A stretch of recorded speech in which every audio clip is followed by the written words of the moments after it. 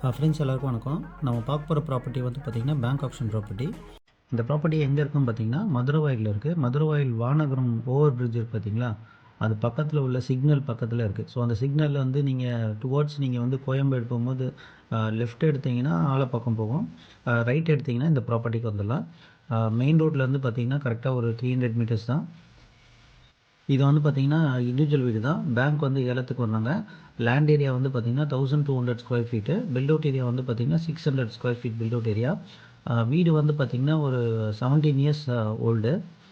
Road with வந்து பார்த்திங்கன்னா ஒரு 10 ஃபீட் ரோடு தான். அதான் ஒரு சின்ன ட்ராபேக்கு. ஸோ லாஸ்ட் டைம் வந்து பேங்க் கோட் பண்ணியிருக்க அமௌண்ட் வந்து 73க்கு போட்டிருந்தாங்க. இப்போ வந்து பார்த்திங்கன்னா 55க்கு போட்டிருக்காங்க. ஸோ ரொம்ப கம்மியாக போட்டிருக்காங்க.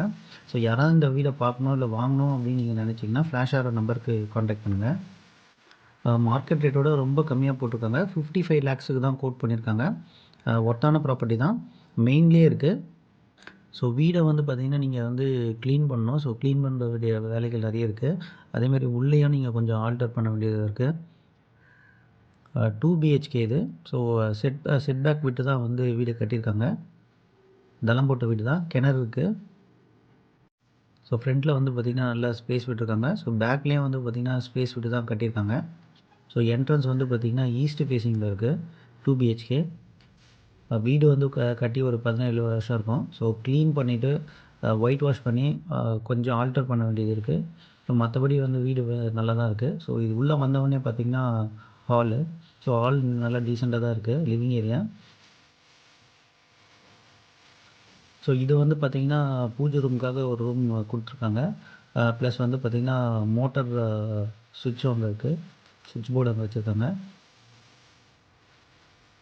இது வந்து one of the bedroom. So இந்த பெட்ரூமில் வந்து பார்த்திங்கன்னா அட்டாச் பாத்ரூம் கிடையாது. வீடு வந்து க்ளீன் பண்ணி ஒயிட் வாஷ் பண்ணால் வீடு பார்க்கறதுக்கு அருமையாக இருக்கும். ரெண்டல் வரக்கூடிய ப்ராப்பர்ட்டி தான், மெயின்லேயே இருக்குது. மதுரவாயில் மெயின் ரோட் பக்கத்துலேயே இருக்குது.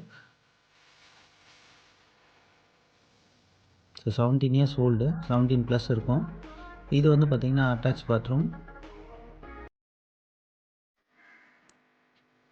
2 பெட்ரூம் இருக்குது. ஒரு பெட்ரூமில் வந்து அட்டாச் பாத்ரூம் இருக்குது. இது வந்து பார்த்திங்கன்னா காமன் பாத்ரூம். இது வந்து கிச்சன். ஸோ கிச்சனை வந்து பார்த்திங்கன்னா பழைய மாடலில் பழைய ஸ்டைலில் வந்து கட்டியிருக்காங்க.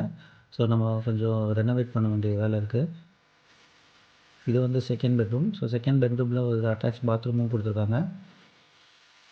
விண்டோஸ் கொடுத்துருக்காங்க. ஸோ தேவையான இடத்துல விண்டோஸ் வச்சுருக்காங்க. வீடு வந்து கொஞ்சம் பழைய வீடு தான்.